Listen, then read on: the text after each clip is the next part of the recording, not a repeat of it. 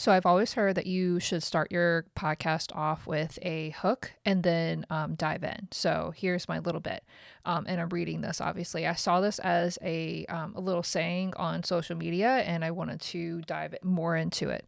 The reason your grandmother didn't leave your grandfather has less to do with some moral compass or love than you think. In 1964, an employer could refuse to hire you just because you were a woman. Until 1974, refusing to sell a woman a home was legal. Until 1988, you could refuse to rent to a woman with kids. Society wasn't designed for women's independence. How do you like that, guys? Let's dive in.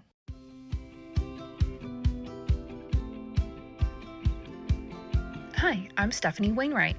I'm a wife, a mom, a business owner, and my life is chaotic all the time. So I created this podcast to help you find the funny, the good, while navigating through the chaos. This is Chaotic Compass Podcast. Okay, hey guys, now that I've got your attention, hey, my name's Stefanie. I sip and bitch and I talk about all the things, either stuff that's bothering me in my life or, just random ass shit. And today is a random ass shit day. I saw this thing on social media and I just had to dive in. I was like, is that even true? I wasn't taught that. The only thing I learned about women and their rights was that we got the right to vote in 1918 or something. And so let's dive in a little bit. So some of the things that I had just seen, the actual dates I couldn't, find, but I did find, and I will post in the show notes as far as where I found the information that I'm going to talk about. I did find some interesting tea about our grandmothers, y'all.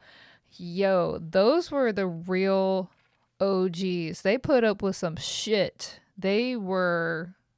Anyways, I'm going to cheers to the grandmothers. Doing a little history lesson, and we are navigating the real reason our grandparents stayed together. So I did a little diving in. So the first one that I found, talking about way back in 1848. There's a lot of things. There was actually a couple of websites that way back in the day, even further than that, talking about the things that have happened in history. I'm literally just talking about key points in US history.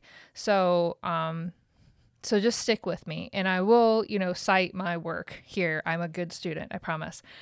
So the first one, talking about the Married Woman's Property Act of 1848, was established in New York State. Basically saying that women, they weren't liable for their husband's debts anymore. They could enter into contracts. So basically they can sign a mortgage now, or they could rent a property.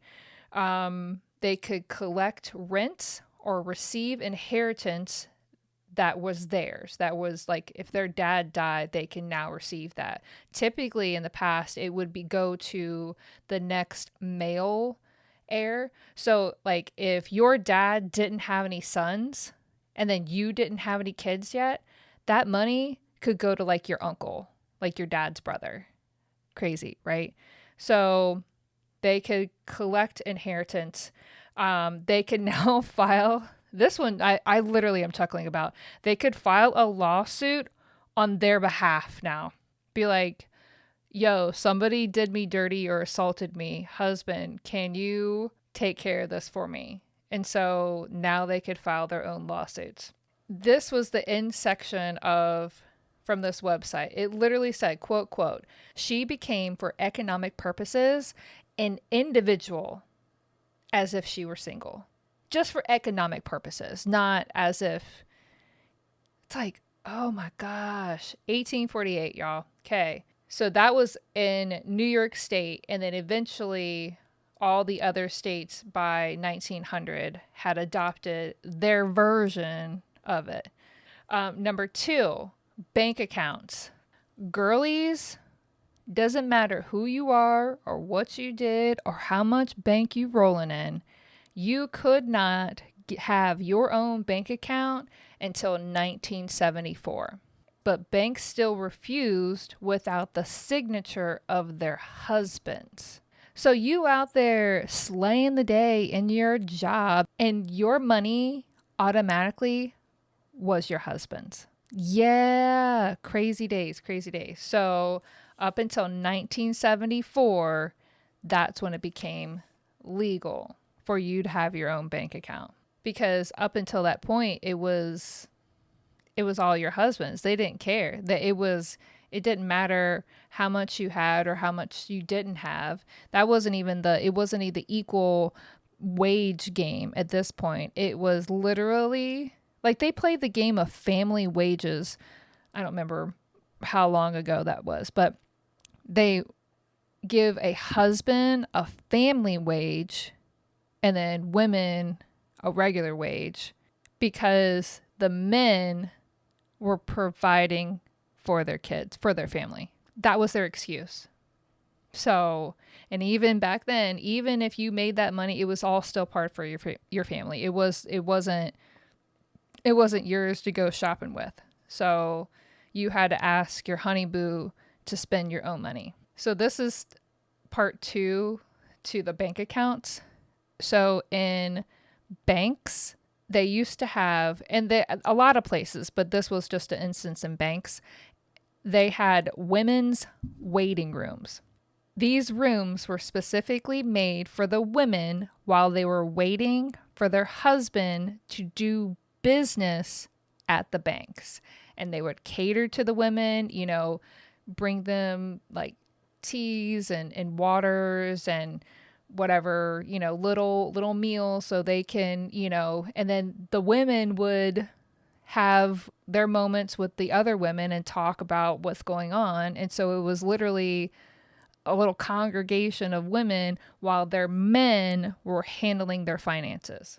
So the obvious one that I knew about, 1918, women's right to votes, like go y'all. So my grandmother's, my dad's mom, so my great grandmother actually was a part of fighting for that in DC.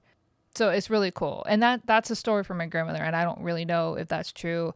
I've seen some clippings on like the ancestry.com, but it wasn't really detailed. So, but it's pretty cool. I mean, it would make sense. Long line of strong women. So your grandmother, even some of y'all's mothers, but your grandmother for sure was legally subordinate.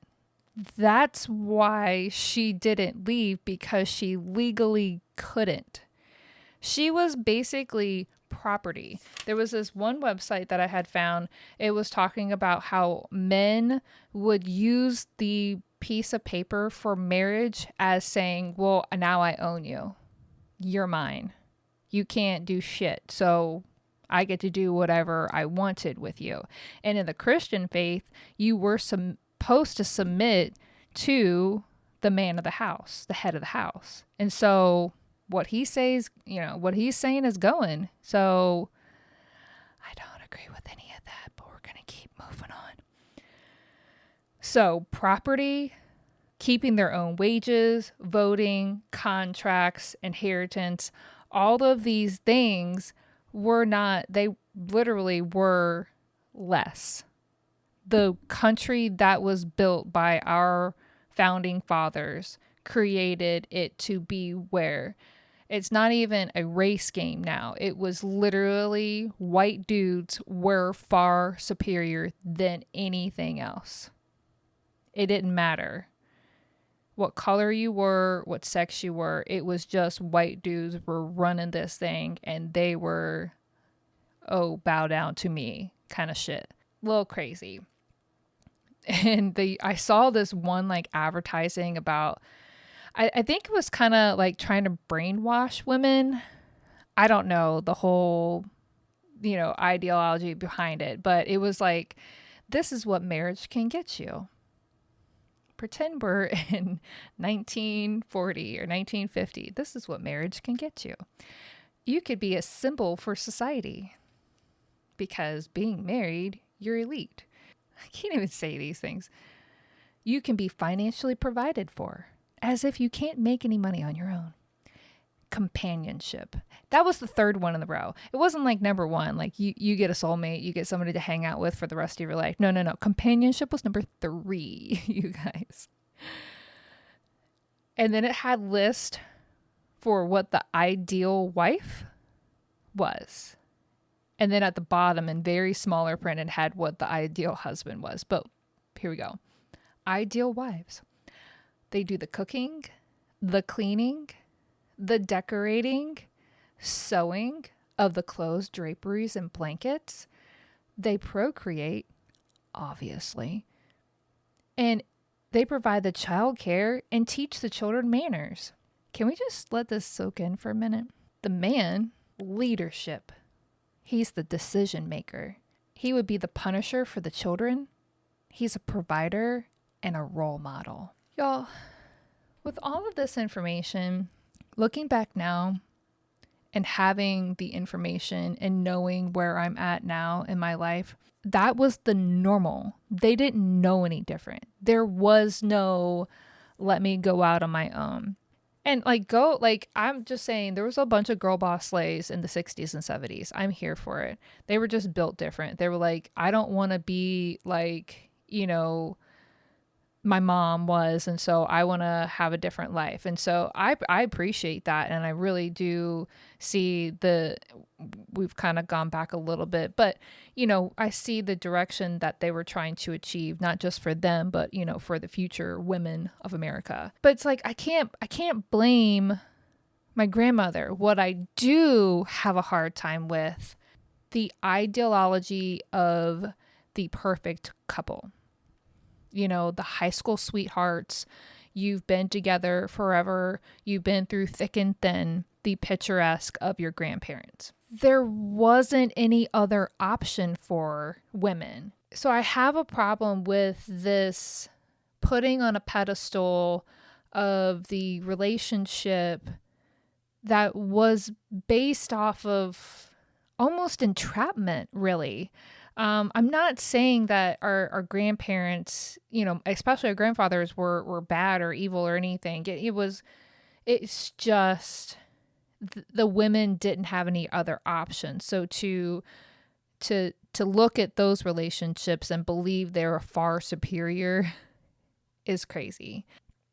For instance, I know my grandmother, my grandfather was a very big alcoholic, and she put up with that for forever, for decades. She would water down his liquor and hoping that he wouldn't notice. And it was interesting to see, like, she would never, we had a gas station in Poquoson for the longest time. That Poquoson is a little town here in Virginia that I grew up in, and we had a little gas station in Poquoson for the longest time that would actually fuel up, that had full service. You'd roll over the little, go ding ding. Like, I remember, like, old school style.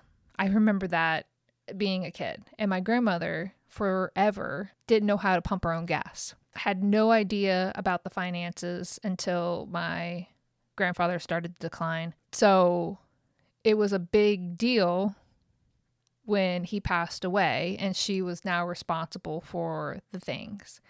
Same thing with my husband's grandparents. They are still alive. They're in their 80s, late 80s now.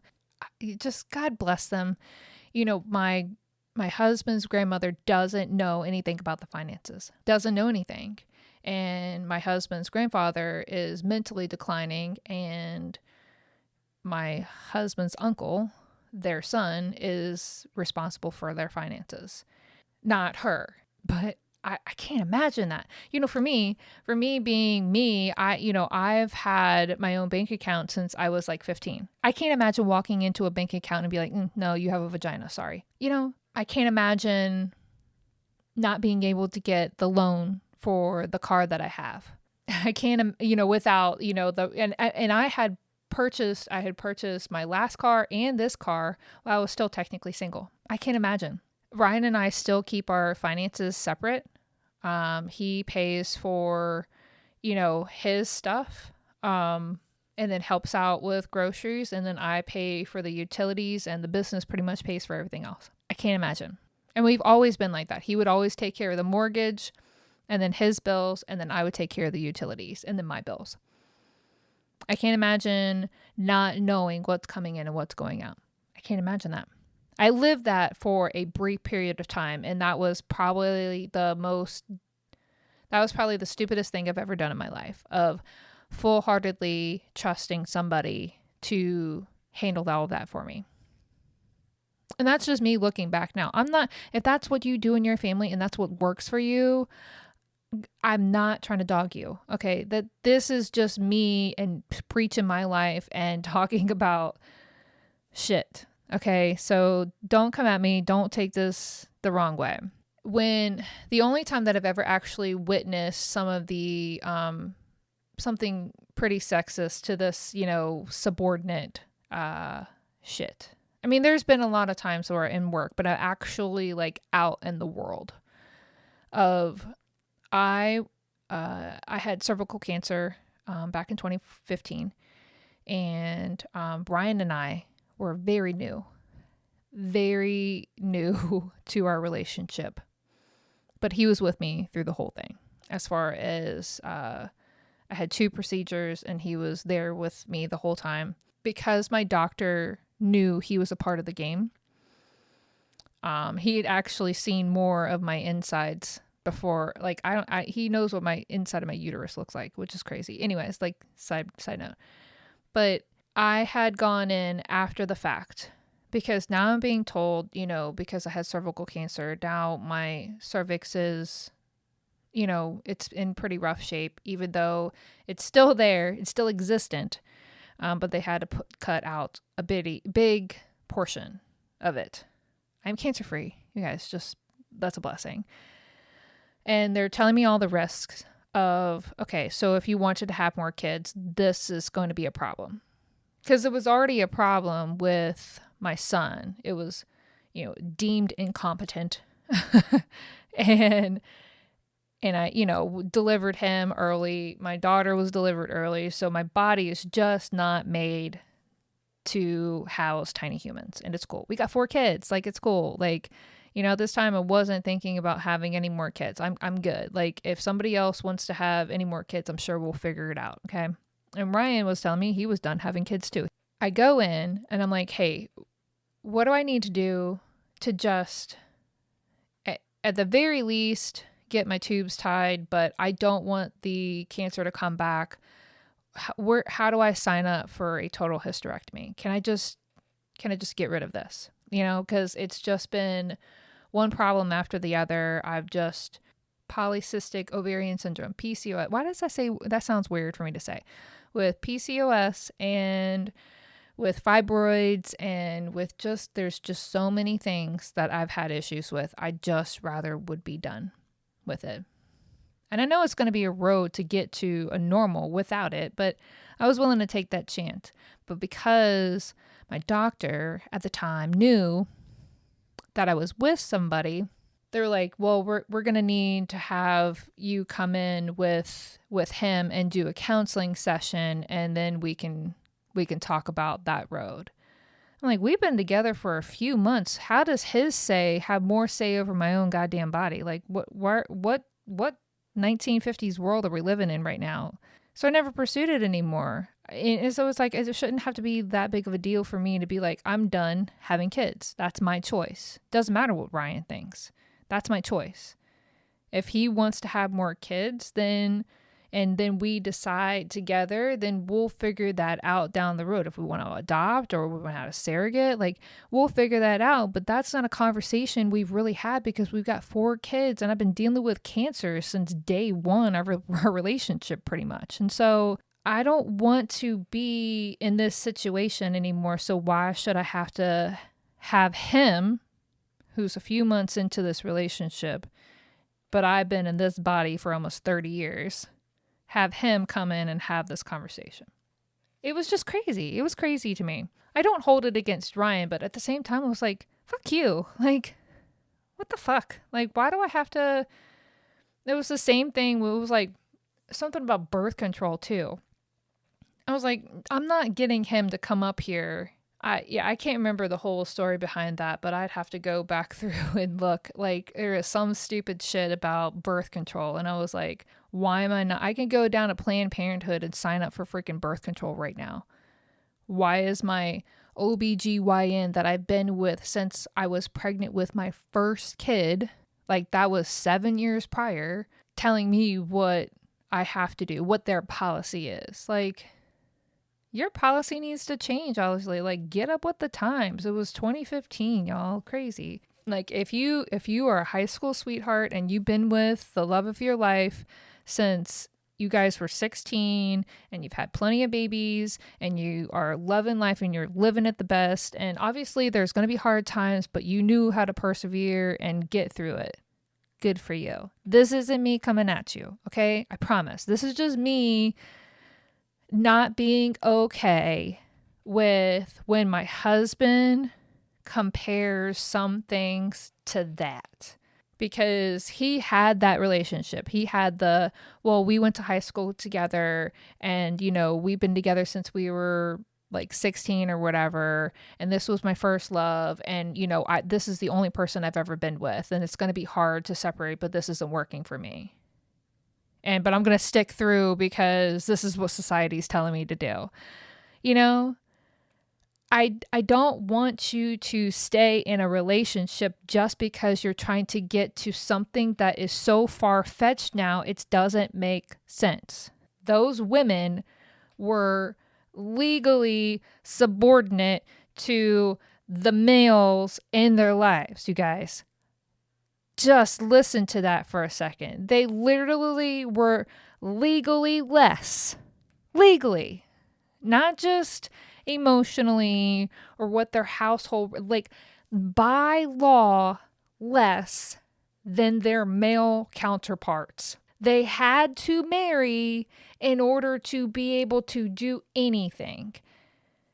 Even women of childbearing age had a hard time, who were not married at the time, had a hard time getting a bank account in the 70s.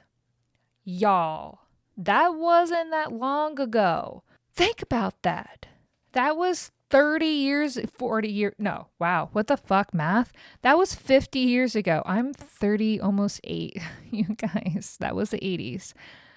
That was like 50 years ago. 1973 was 50 years ago. In 50 years, what's something that they're going to be looking at my life and being like, wow, that's so crazy. I can't imagine how she lived like that. Probably talking about this crazy inflation or how it's impossible for anybody with one income to rent a place or to buy a place. How it's completely impossible to live off of minimum wage. How it's impossible to build a business now. How it's impossible without having money to do anything in America. I bet you that's what they're going to come back on.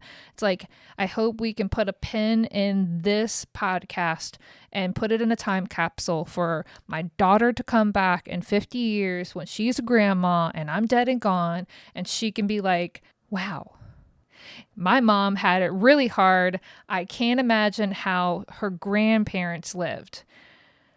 How much pressure that is on the men.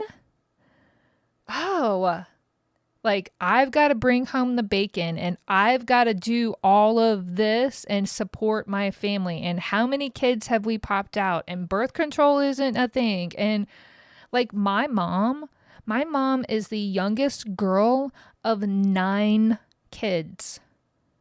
She has a younger brother, but she has 4 brothers and 4 sisters. 9 of them, y'all. I can't imagine. We got 4 kids, and I'm over here wanting to pull out my hair on a fucking daily basis.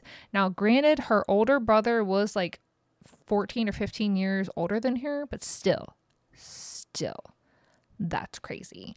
9 motherfucking kids. By the time the little ones came along, you were like, fuck it, I don't even care. And that's kind of the mentality my mom has. It's just like, I'm going to get what I want, whether you give it to me or I got to go steal it, or throw a fit. Like, I can't imagine. That's what they did. They had a fuck ton of kids and the women just raised them babies. That's what they do. Like, nope, I'm about this house. Fuck them kids. Like, I love my kids. I love you. But fuck them kids. Like, I cannot imagine, like, when we were home and I was trying to work, like, I work from home now and it's a struggle, but when we were in the we're gonna learn, like, I'm twitching, work from home and do school from home, I wanted to murder everybody in my house on a daily basis, but instead I would drink. That's how I coped with the COVID era. That's what they're going to look back on, y'all. That not fuck the inflation. No, they're going to be like, how did my mom not murder all them kids when we were on lockdown and we were stuck in this fucking house? How did they do? How did they live? Like, my daughter, we like, you know, back in the day when your TV didn't have color and you didn't have seatbelts, how did you live? One time she was like, did they have weekends back in your day? Girl, how did we live? How do we live? How do we even live now? Much less, how did our parents live in 1980 when inflation was crazy and interest rates for houses were 20%? You know, we're all sitting around bitching about 7 and 8%, and we've been fucking blessed up in this place. Like, we have 3.25%, y'all. Like, fucking blessed. Like, thank God for COVID, because that's the only good thing that came out of that shit. And the to-go margaritas, y'all. Get them big old cups, 2 straws in it, and just, or the to-go rum runners. I'm just here for the to-go drinks. That's, you know, and they're like, oh no, you have to order 2 meals with that. I'm like, fine, give me 2 meals. I'm just going to throw them in the trash. I don't care. Not really, but I'm just, what are our kids going to talk about in 50 years? You know, like, I don't want to know what they're going to talk about in 5 years. Like, my brain can't wrap around. Like, today is literally my daughter's 15th birthday. I can't. And tomorrow my son is going to be 11. Like, I don't know what happened to time. Time is cruel. Time is evil. It was just yesterday we were in the hospital and she was teeny tiny and the recession was hitting, and that was scary. And that seems like a fucking walk in the park now. I don't know, guys. So that was my history lesson for today. So thank you for tuning in. This is now my Steph Talk history style. Get some cool jingle going on with that. It probably would just be the clankety clank of the ice in the cup. Anyways, I appreciate you guys tuning in, and you can always, if you have a topic that you want to talk about, you can always do it either anonymously or you can message me on my social media. I'm on Instagram and I am on Facebook. Or if you want to do it anonymously, you can go onto my website at chaoticcompass.com, and there's a contact form there. So I am just talking about all the things that I'm bitching and sipping on. So I know you guys got shit that you bitch and sip on too. Everybody's got shit. You're no different. Don't turn your nose up like you ain't got shit. Okay. Love you guys. Have a great night. Thanks for tuning in, guys. I appreciate all of your love and support. If you really loved today's episode, you should subscribe. And if you subscribe, then you get notifications of when my next episode launches. So another way to be super awesome would be to leave a rating and review or recommend it to your friends and family. If you're wicked awesome, you've already done all 3. Another way to keep up with me and my crazy family is check out my website at chaoticcompass.com, and I do blog and other stuff there. So I appreciate everything for you guys. I do this for you, so keep it up, because the more you subscribe, the more I do.